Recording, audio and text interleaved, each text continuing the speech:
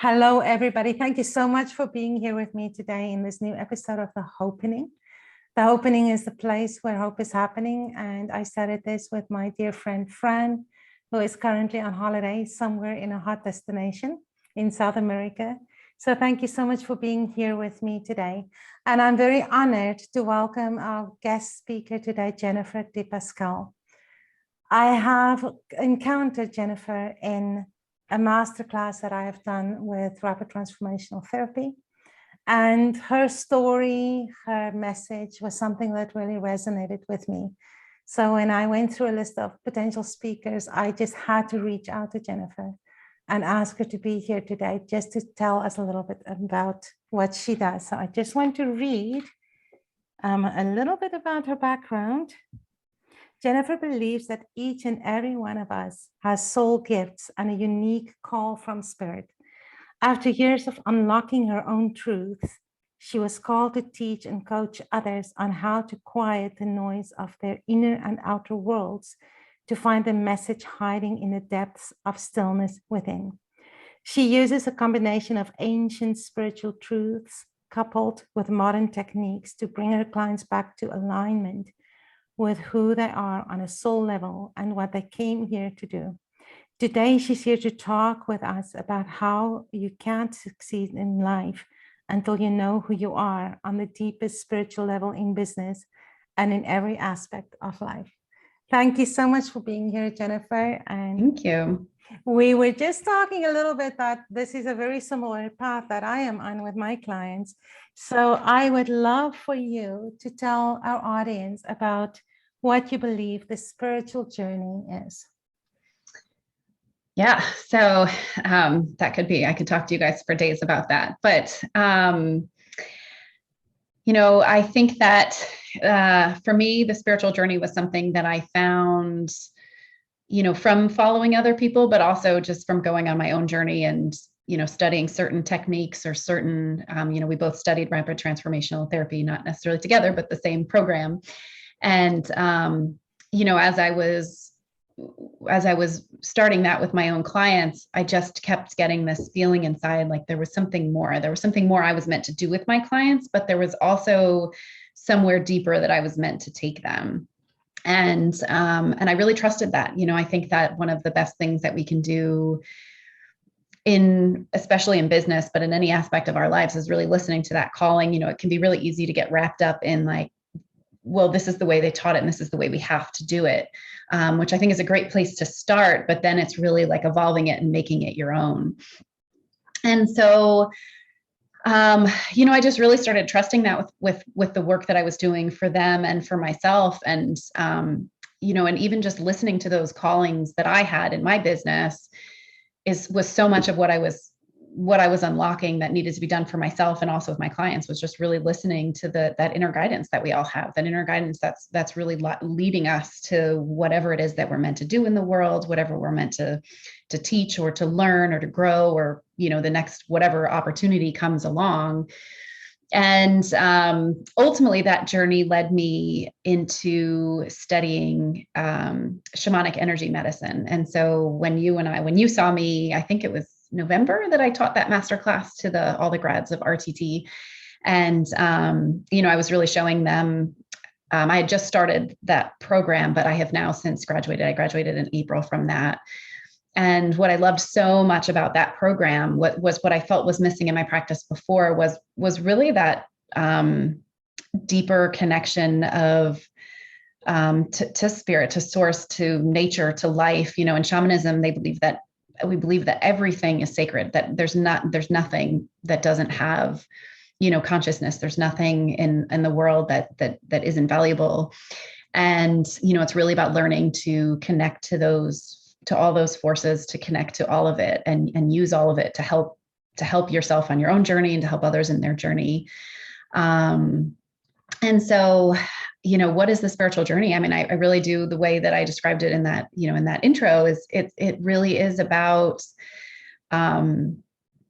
really connecting to that deepest part of yourself, is really finding, is really stepping out of all the stuff that's happening in our outer world, all the things that we're doing. A lot of the spiritual teachings always are about, you know, people really wonder, like, what's my purpose? What am I meant to do in this world? And honestly, I think the spiritual journey is more about, who am I being in this world? You know, how do I connect to that highest version of myself?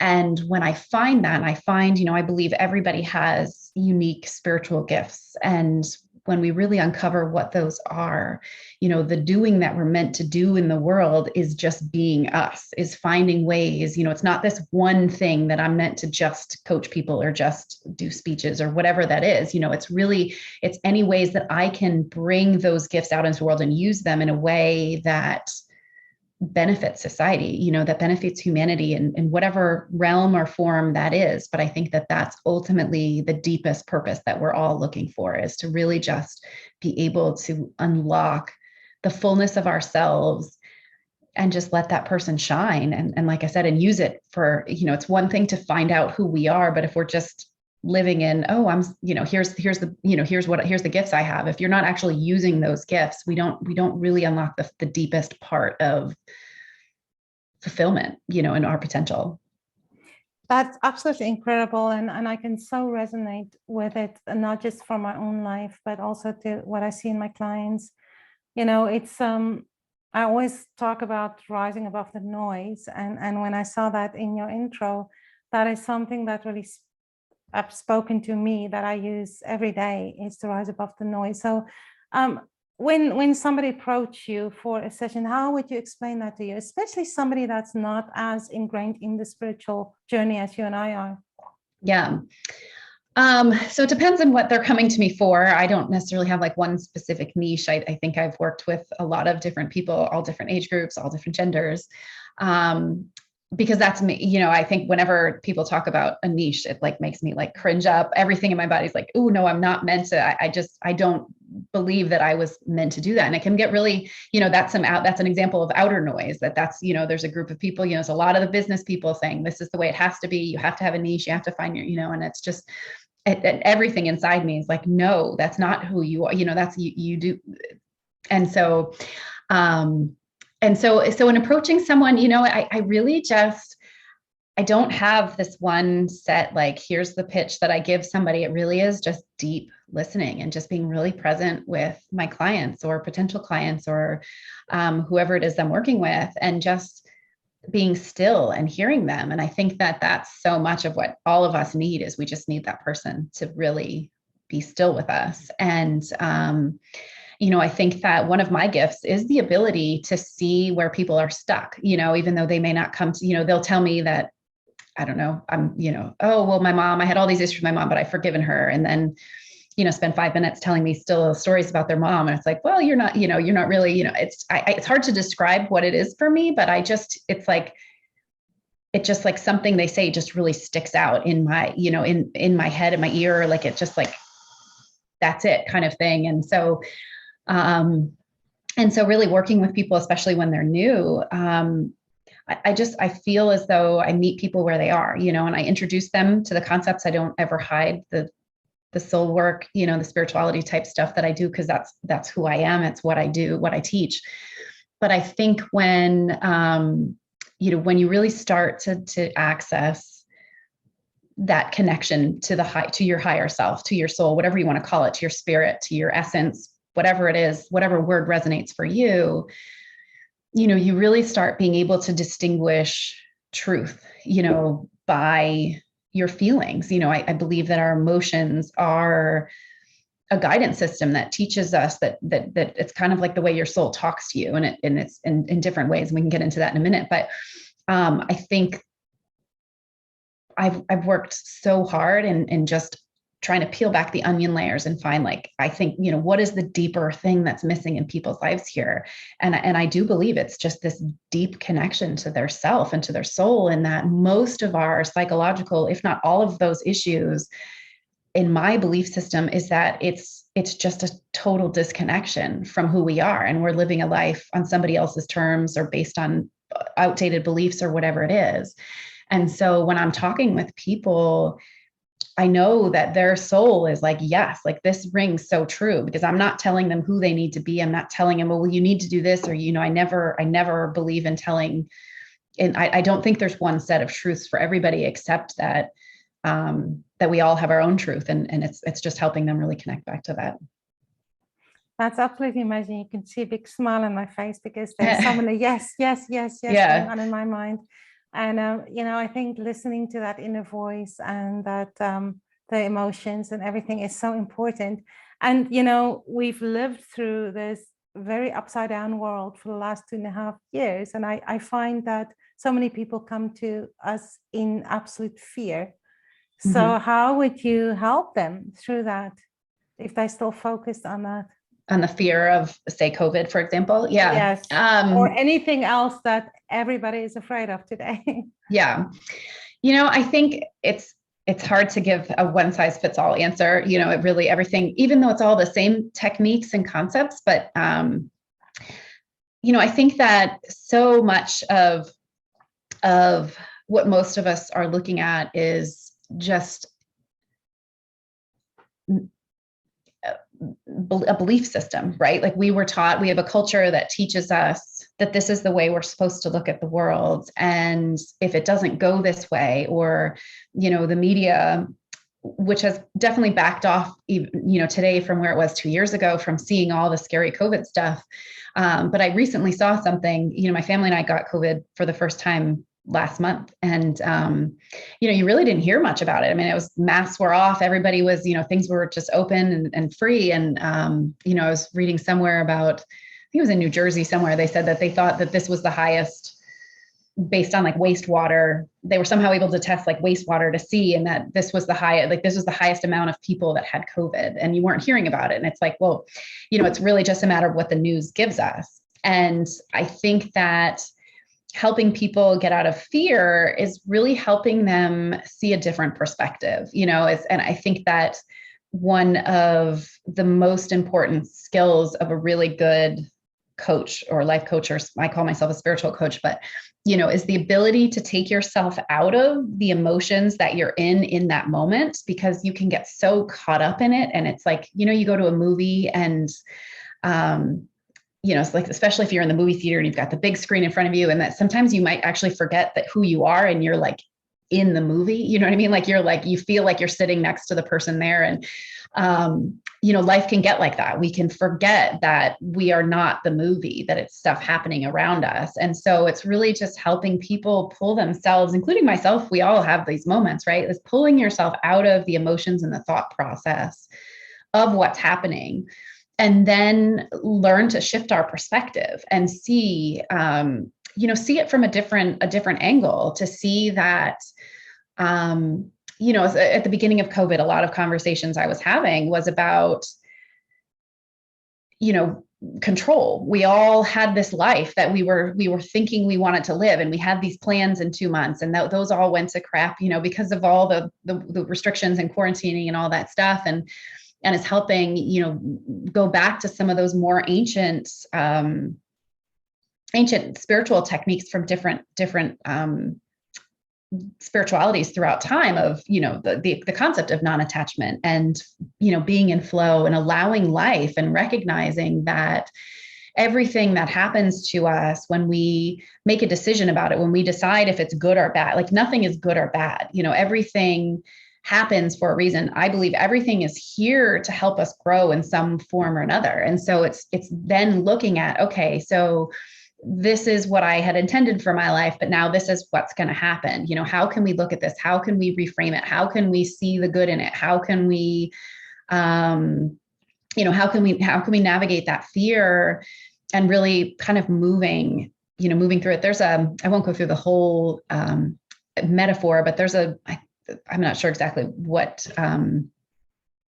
country it comes from, but, there's a story about a father and son who have a horse, and I don't even remember the exact realm of it, but, the horse gets loose and runs away, and everybody in the town's like, oh my God, what a terrible thing. I can't believe you're going to starve. You have, that's where all your money comes. That's your workhorse. And the father says, good, bad, who knows? And so him and his son go out and go looking for the horse. And when they find the horse plus, another 24 horses.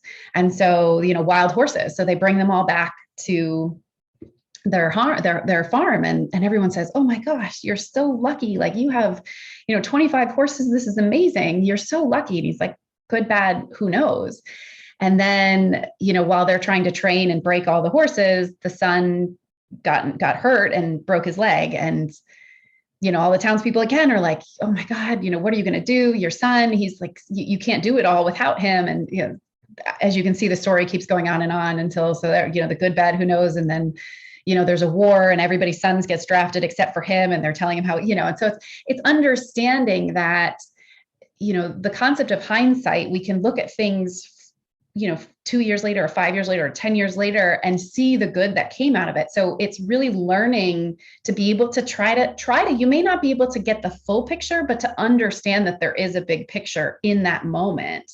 And so you may not know exactly what your lesson is or what the good thing that's going to come out of it is, but it's knowing that there is that thing always, no matter what happens. Everybody always can look back on something and say, oh, and you're seeing it now. I mean, I see it all over the place now that, companies are starting to call people back and, people are, but wait, like, this is the first time I've had work-life balance.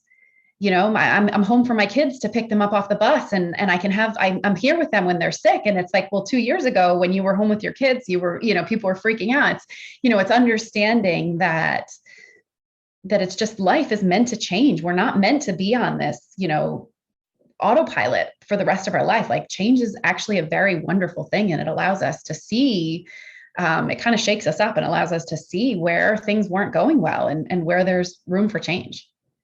Amazing perspective. And it makes me think of one of my favorite people in the world is Dr. Joe Dispenza. And in his book, Becoming Supernatural, he has this amazing story of a lady, I believe she's Dutch, by the name of Anna. And the quote, and I'm not sure if it's directly from him or if he has found it somewhere else. What if the worst thing that happens turned out to be the best? And Right. that's something my husband and I said to ourselves over and over again at the beginning of the pandemic. Because what happened with us was very similar. We everything we always dreamt about, we made happen. And we moved to our lake house, and that's our lake right behind me on this background. And we moved there and we were in seclusion and it was magical. It was beautiful. I could make the biggest garden.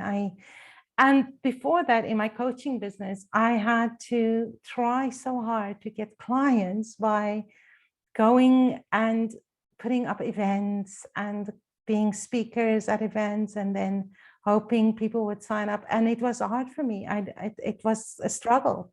And then COVID happened and suddenly everything is online and it was not a struggle anymore. It just started to happen for me.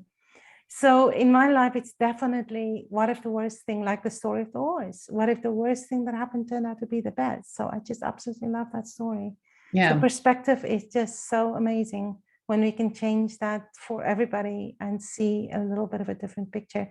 So how do you use you are a shaman and you obviously have studied a lot more modalities. How would you use all of that in your practice? Tell us a little bit more about that.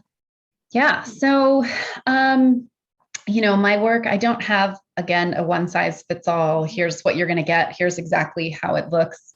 I really do believe in meeting people where they are. Everybody, knows about the energy medicine with the shamanism work that I do. Even the people that are like, I have no idea what any of that is. I don't know what energy work is, but I'm told, if people are drawn to me, they're not going to resonate with me. They're not going to call me if they're not interested in it. So, some people definitely go deeper in it and they want more of it than others. But I'm just a big believer in meeting people where they are. And so generally the way that the work that I do with my clients, I just really like to go deep with people. I think that, when I first started RTT, which I don't know how familiar everyone watching is, but it's generally, the way we were taught it, the way that is to do a session. And then, you just do the one RTT session, which is about 2 hours. And then about 3 weeks later, you do just a little half-hour follow-up. And, I think that, again, one of my gifts is really in listening to people and talking and hearing what they're saying and really helping them shift that perspective. And so I wasn't as fully, not that there's anything wrong with that RTT model. It's amazing, like lots of people, but it wasn't the best fit for me. And I think that's where it's really important, is that anybody who does any kind of work in anything, but especially with people, is that you really find something that feels good. I actually had somebody write to me who just watched the masterclass that I taught.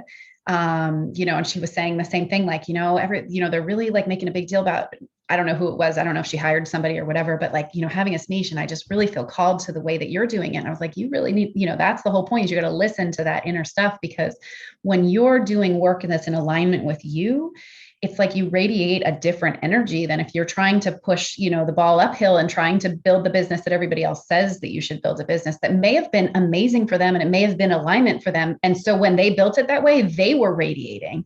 But if it feels terrible for you, then no, you can't do it. And so I really love, I really love the coaching calls with people as well. In that I just use all of my training, all of the studies, all the different certifications that I've got, any books. I mean, when COVID first hit, we had just moved, and that was crazy. It was like the week that COVID really hit, and the kids got canceled, and we didn't have very good internet when we first moved out, because we're out in the country a little bit now too, in the mountains. And I had a kindergartner who really didn't want to sit in front of a computer for 6 months. And so I basically had to sit like next to him, and I couldn't be on the computer because the internet was, more people couldn't be pulling from it. And so, that first 6 months of COVID, it wasn't necessarily my first choice of what I would have done, but I think I read like 15 books a month. I mean, it was something crazy, because I was just trying to make the best of what I had, at that time. And I was, okay, this isn't ideal. This isn't what I would have picked to do, but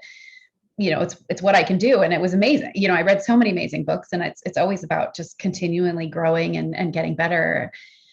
And so in that work, the shamanism, it comes in where it's needed. A lot of, I think that where RTT, although I do believe there are some people who really do go into the whole past life bit, I think that what I was finding was sometimes the issues aren't addressed in this lifetime, and I think that there are, I wholeheartedly believe in past lives, and that this is a journey of multiple, of many incarnations. And you don't have to believe that, it does not every client necessarily adopts that, but they're open to it, and I think that's, well, whatever the energy is, and maybe it doesn't come from past, and maybe it came from, it doesn't matter, but the point is that it's a more energetic, it's more energetic work than just the subconscious work, which is really where the RTT, which is amazing. I just find them to be such a really amazing complement together. I think it just really helps get all of it, everything out, with where it is. And so it's just kind of a mix of the two. Sometimes we generally work together for 3 months. And so it may be 2 RTT sessions, sometimes 3, but since the shamanism, we do a technique called soul retrievals. And so if people are open to it, usually the 3rd month, it's really interesting because RTT is about going back to that original wound, right? And finding and helping clear it up and reframe it and heal it, and helping your clients get a new perspective. And in shamanism, shamanism's been around. It's one of the oldest spiritualities, if not the oldest spirituality on the earth. And the way that they see it is that when that original wound hit, whatever that event was that caused that original wound, a small part of our soul broke off and went down, in shamanism, Mother Earth and nature and the actual physical earth is like that's our mother. Like every breath we take, every piece of food, every bit of water comes from the earth. It's the most nurturing place.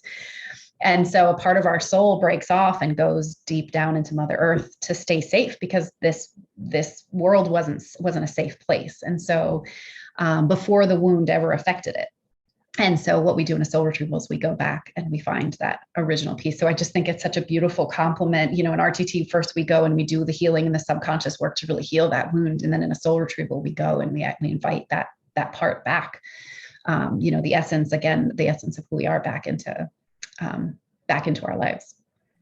There's 2 things that I wanted to comment on. The first one is, and I have to remind myself the whole time, And this is one of the things that I actually got from you when I was in the live masterclass, and it was the whole thing about the niche, because at that point I was in a program where I was pushed into a certain direction to find that niche, and you work with this person, and you have to have that on Facebook, and you have to do this, and I just could not do it. It just felt so uncomfortable. And it's almost after watching you, I felt I have permission just to do me. Yeah. And I don't really care. And the interesting thing, Jennifer, is that it's when I let that go, that I want to call it a boundary of you have to do it this way, you have to do it that way, that my practice really grew. It just took off. And because it was like that permission just to do me. And the other thing is, you talked about past life regression. And when I studied RTT, that was something I was never prepared for. And I've heard about it. I have never experienced it. But then one day I had a client, and there was this one point where she was stuck. And it was this repeating messaging, and she would say it, and she was a coaching client since 2018. And when I did the RTT session, the words, life is hard, I need to end it. And there was one line about there's never enough firewood, that even in this life, she would constantly say, why can I not get enough firewood? She lives on a farm in California. And then when we went over and over again to do that messaging, where did that come from? Suddenly she said to me, I'm not me. And I'm like, I was blown away. And it was very interesting, because then we learned to deal with what comes up, and I just followed my instincts in that. And the clearance from that and the messaging that came from that lifetime was just something that really touched me so deeply. And I was so glad that I just went with it, and that I didn't restrict myself from old beliefs, and that my client had so much healing. So I find it absolutely fascinating. I'm very glad that you mentioned that. So I would love to know some of the outcomes, some of your success stories, because that's how people really resonate. Yeah. Yeah. So two come to mind. I've been working with a 10-year-old little boy and his mom. And, I think in his case, I think that the energy work has just been super successful. Kids are so flexible, and they're so open, and they're so, but some of those deeper spiritual concepts about reframing things and pulling it back, I'm not sure that he's fully an understanding of that. Although I think that when we talk about that kind of stuff, it's really helpful for his mother. But she just told me we're taking a break for the summer, but she told me two stories just as our sessions ended. And the first one was that a family friend came over for dinner, and they hadn't been there since before we started working together. And he pulled him at her side, and he was like, he's like a totally different kid. Like what's happened, And then actually we were supposed to have our last call, and she said she had to cancel it. She said, he's been invited. There was two things. His school was talking about holding him back for going into 5th grade. And, we had a call about that. And I said, well, there's nothing wrong with that. If he wants to do that, I'll help him. And he was like, no, I really want to go to 5th grade. So we really focused on what he needs to do in order to go to 5th grade, and the work he needs to do. And so, on the last call, she said, I've got great news. Like Max, he was invited for a play date, and he's never been invited. He just socially was just missing certain things, and never really had friends. And he got invited to go fishing with some friends. And then he also got invited to, he also was going to go on to 5th grade. And, it was a really interesting experiment in the energy work, because like I said, some of that deeper things that I can really take an adult client to really help them connect back to themselves, that's a little bit harder, with a young, a 10-year-old. And so that was really just really exciting to see. And, and when we meet, it's hard for him to really tell me, to be able to introspectively look at how has it been, at the end, we were just meeting every 2 weeks, and so, for him to really say, like, here's how things are going. So we were just kind of addressing whatever would be. And so I didn't get a lot of feedback throughout it. So to see that progress was really exciting and really eye-opening as far as how I attribute it to a lot of the energy medicine work, to things that, that I don't know, to a lot of that stuff. And then, another client came to me. I do end up having a lot of depression. Like, I think a lot of people who are very deeply depressed. And this client has spent his life, he's been in institutions, his whole entire life battling this. And we did 2-3 month packages together. And we had one call left, and he's like, I'm a little nervous. He said, but I think I'm good. I really, and I tell my clients that all the time, like, my goal is not to have you with me for the rest of your life. I want to give you tools so that you can, how to manage things. It's not just to manage this one thing. I want to give you these tools so that you learn to manage everything. And, someday you might hit something big and you might need to come back. But again, I think that between the combination with him, with the RTT and, the spiritual work and the way he wrote a testimonial for me was exactly what we're saying. He said, it sounds, I've gone to all these different, I've been to every kind of therapist, I've been to every kind of therapy, I've been on medications, all of these things. And he said, the work that we did really just brought me back to myself. And like you said, it gives you permission to be you. Somebody else reached out to me after that same masterclass and, was brand new to the business and really, stressing out about feeling like they had to do it. And she got off we got off the call. She said, I feel so much better. I think that we've been taught that, that our authority lies outside of us, right? And everything going on in the world and all the regulations and all the things with the Supreme Court and everything going on. And, people are really, you see both sides of the emotions happening here. And I think that when we learn to regain our power, and the word power gets pushed around a lot in an external way, right? So the government can tell you that you can or cannot do something. Well, that is an external power, right? Like, that is something external from us. But when I say power, we're really talking about this internal place, that this really deep, I don't know if you've ever read Viktor Frankl's Man's Search for Meaning, but it's about, about a man who survived living in a concentration camp, and his pregnant wife and his family and everybody else was killed except for him.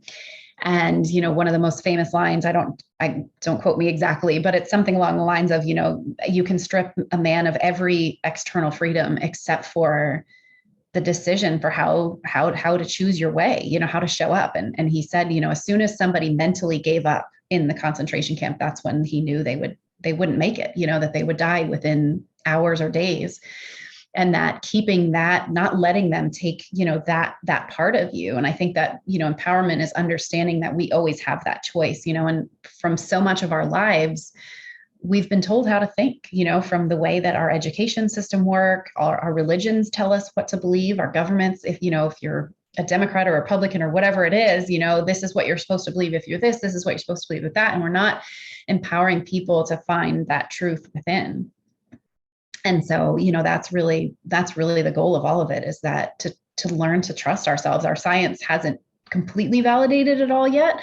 They're definitely catching on. There's a lot of studies about intuition and how much more powerful it is, and how people are reading the energy of things before, there was all sorts of stuff, but it does not as mainstream. It's hard to find those studies, but they're real and they're there, and science is catching on. But, we know from sociology things that new ideas usually take a generation to really become the full norm, because the old thinkers, the people who can't think outside of the box, who can't get out of their narrative of the way that science works, they have to sort of go out so the new people can come in with the new ideas.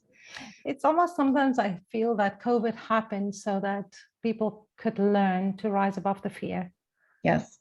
And a lot of people did, not everybody, but it's almost like, it was so debilitating. I still have friends and family members who still would,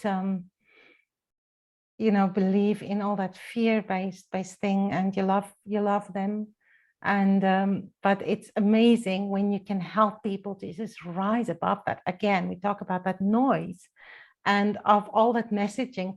My husband and I watched this reality TV show that we absolutely love, and it's about this mystery and this treasure that's been buried somewhere. And so they've been trying to digging it up for a lot of times, and then somebody would find this little thing, and then the announcer on the show would say, "Oh, can it be?" And it's so dramatic. And I laugh about that because I think that's what life has become. We're always in that, oh, what is the next big thing that's going to happen? And once you can learn to rise above that, it is just amazing. So what do you do in your personal life to just stay grounded and stay focused and stay in this place of connectedness? Yeah. I think it's understanding is really learning to master your thinking and master your emotions. Those things, I found RTT because a coach that I had been working with personally said something about, if you don't change your thoughts, it's all going to come right back. And I was like, how do you change your thoughts? Right. And that's essentially how I got to RTT first.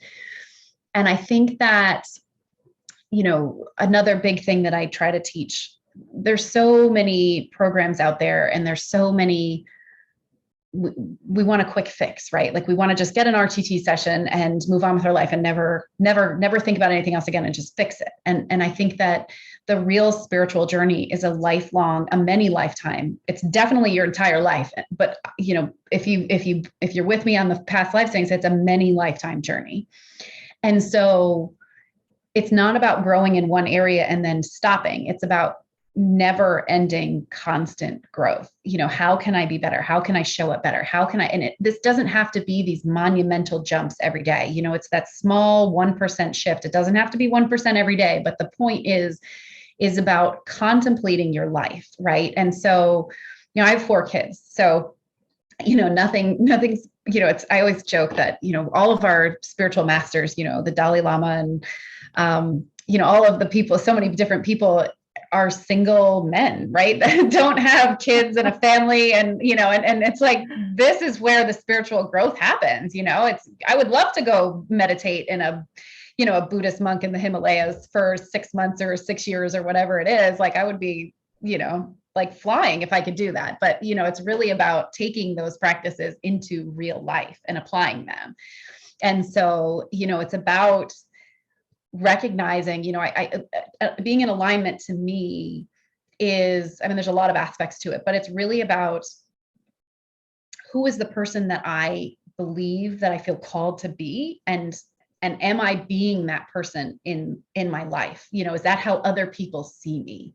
Right. Because it's great to say that I want to be patient. Right. But if my kids are like, mom's breaking down on us every 3 minutes, I'm not being patient. Right. And so it's being in alignment is really when your inner world and your outer world come together in that way. And so, I have one child that I call like my greatest spiritual teacher. Like, he's the one that just really pushes you all the time past, always just keeps pushing. And he really makes me look inside like, okay, why is this taking you down? Why are you losing your patience? Why is this upsetting you? And I really, I look into, okay, what was different? How could you be, more present? How can you help him? How can you, and it's just, instead of succumbing to the automatic programming that we all do, we all just, it's so easy to get lost in the subconscious way that we were raised and continue the pattern.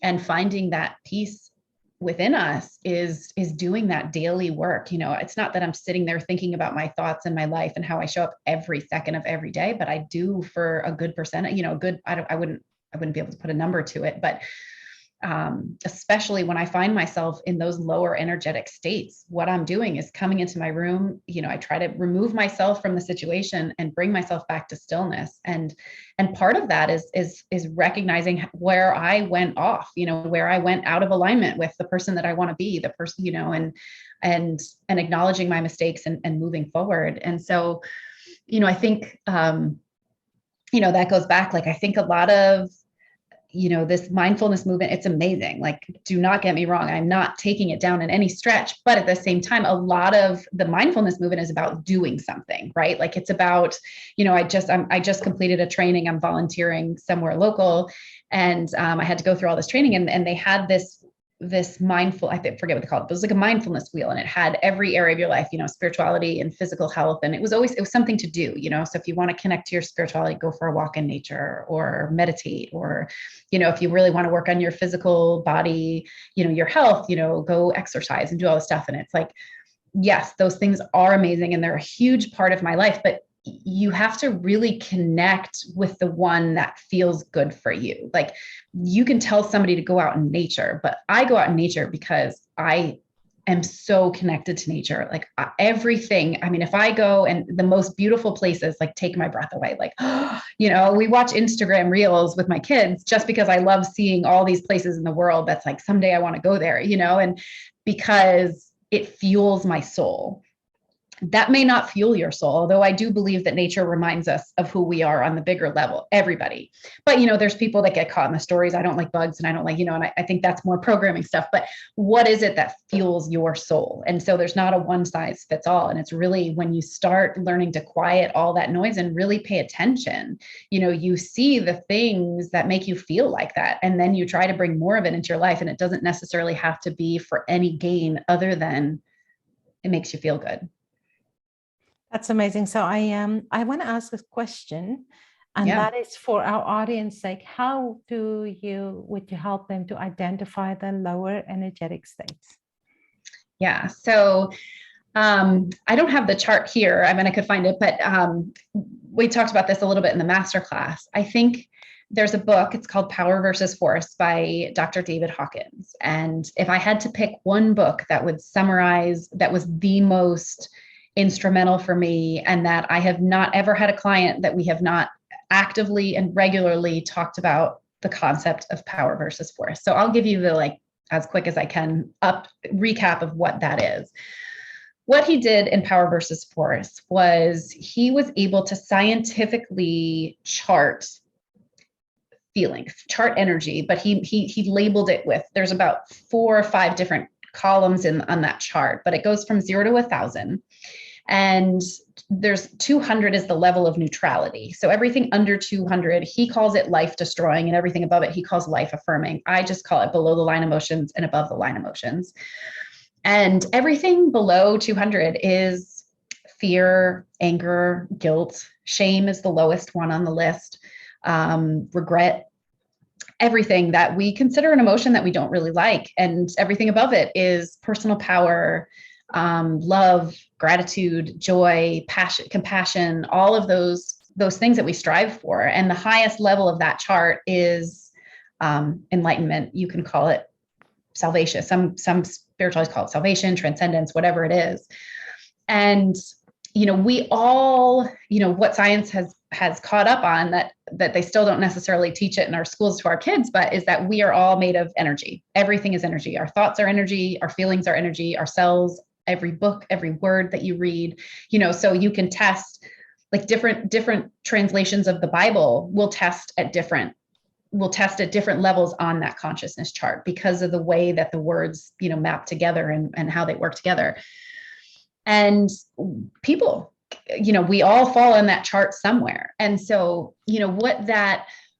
what you're feeling is affecting other people. We all know, whether or not we believe in this energy thing or not, everybody's been in a room where somebody's walked in, and either you knew they were going to be super fun. They didn't say anything, that you may not even seen their face, but you could tell that they're just like really cool people, and vice versa. We all know that person that's going to make it rain. And that as soon as they walk in the door, they're in a bad mood, and you didn't see their face, you didn't know anything, but you just know because you're reading their energy. Energy is real. This is part of your intuition. This is part of, we have a sixth sense. That's another part of what we don't teach, but we have ability to read energy. And so it's really paying attention and being radically responsible for your energy field and how you show up. I wrote a blog post about Mother Teresa has a quote that if we would all sweep our own doorstep, the whole world would be clean. It's so easy to stand and point about what all the other people in the world are doing wrong. But honestly, if every single person in this world did this kind of work and read a book like Power versus Force, things in the world would be radically different. There wouldn't be wars because, so much, getting back to the power versus force, like everything under 200 is force, everything above it is power. And so when you're in those lower states, you're trying to force things, right? Like we're still seeing the world as external, that force is outside of us. Someone like, Putin trying to forcefully gain more people, all of most of our leaders it's about power. It's about force. It's about trying to get people to believe or follow us or serve us or believe our beliefs, which is what happens. And no digs against religion, but that's generally, if you don't believe this, you're out. Or, same thing with our political systems. And it's about forcing things. And that when we can really access that deeper part of us and really raise our energetic state, that we move from this place of force, which, when you exert, and from the laws of physics, like if you were to stick your knuckle out, if I was to put force on your knuckle, you have to put an equal and opposite force back, and that's why all the things going on in the world, like everybody's fighting each other because they're using force. And that when we raise our energetic state and we get into those higher states all the time, yes, is it great to meditate and feel good? Of course it is. Like there's nothing wrong with that. But the real deepest level is to be able to unlock that state in us all the time. It's that concept of walking meditation that we're then learning to apply that stillness in all areas of our life. And when we can raise our vibration, we're moving more into that state of power, and power's more like gravity, right? Like gravity doesn't need a force it just is. Gravity attracts, right? Everything gets pulled because of gravity. And as a human, we can be that person too. We all know that person who's just so magnetic that you're just so drawn to them. Then it's not because they're trying to pull you in, it's because they're just being so authentic and so true to who they are. And they're in their sense of power. And, and when you look at charts like that, when you look at many of those spiritual masters, Jesus tested at 1,000, Buddha tested at 1,000, all of those, those high spiritual teachers had access to that aspect inside us. I believe that, the ultimate depth of what Christianity was meant to be was this inner journey of unlocking the kingdom of heaven within us and finding that place. And so, I think it's just that really deep contemplation. This is not like me giving you a technique and you going and saying, trying it once and failing and saying, oh, I can't do it. Like this is just constantly every day, it's not draining, because the truth is, our egos want us to believe that we need to hold on to our anger, that we can't forgive that person because what they did. But holding on to anger doesn't feel good, right? Like it's not fun being angry at someone. Our ego might make you think it, but in reality, like anger is not a good place to be. And so even if you look at it from a more selfish place, like it feels good to be joyful. It feels good to be loving. It feels good to be, to have like genuine, deep compassion. And so it's a journey that's, it's everybody wins, right? Like you feel good, the people around you feel good, you're affecting, the energy and everything. And so, it's really, like I said, just being radically responsible for who you are being all the time. Beautiful. So a last word of wisdom from you, and what can you teach our audience along the lines of to give them some hope? Give them some hope. Yeah. I think it's just that, we've spent so much of our lives. Everybody has taught us that our power is outside of us, right? That if you get that degree or you get that certification or you get that spouse or the salary or you win the lottery or whatever it is, that's going to bring you the feelings inside you that you want. And it's the other way, it's really what we're all really looking for, that we may not consciously, that most of us don't consciously know, but is that we just want to be us. We want to be authentically and wholly true to ourselves.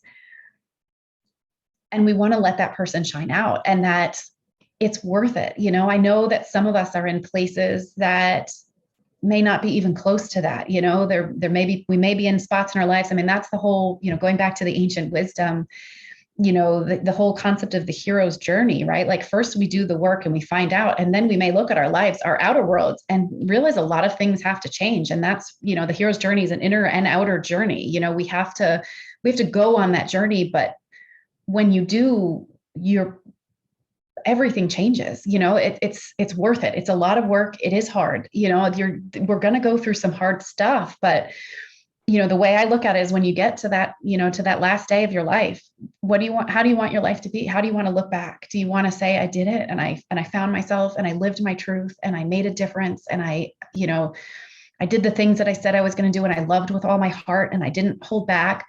Or, you know, the book, The Top 5 Regrets of the Dying, like most people regret not doing those things, you know, and that it's worth it. You know, it's the most beautiful, journey, but every second of it, I wouldn't change any of it. Everything that we've gone through, no matter how terrible our life may have looked or been, it's all propelling us. You know, I wanted to say something earlier. You had said something about COVID and how you were just kept looking at like, what's the good thing in this? You know, that I really believe that our souls never give up on us. And that they keep just giving us opportunities to wake up. And when we're not listening, we keep getting bigger and harder opportunities. You know, maybe the loss of a loved one or a spouse or a diagnosis or something like, you know, like you said, I believe that COVID was this huge wake up call for Earth, because we were all, you know, so many people were just chasing the wrong things. And that this was an opportunity to be still. You know, we're so big on being busy because we don't want to listen to what's going on inside because it's not pretty, you know, and in COVID, it forced us all to stop and look within. And it was hard for a lot of people. But a lot of people are growing because of it. And they are listening and they are learning and they are finding what's true for them. And so it is a beautiful thing. You know, it's everything that comes in your life is there for our growth. And so when you start looking at life and seeing that, and then saying, how can I grow from this? You know, how can I be the next, you know, Gen 2.0, Gen, whatever it is. It's just an amazing journey.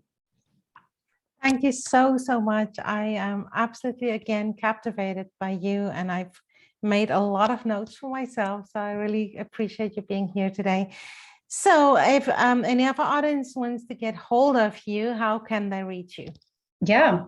You can just go to my website. It's jenniferdepascale.com. I think you'll put that somewhere in the notes. Yes. And you can email me at jenniferdepascale.com. And, you know, I have a mailing list that I send out some posts, just, thoughts from time to time. And there's a link on the website for an initial conversation if you'd like to chat. Okay, fantastic. Thank you so much. I really appreciate that. And thank you everybody for joining us today. I hope that this had as much meaning to you as it had for me. And we will see you next time.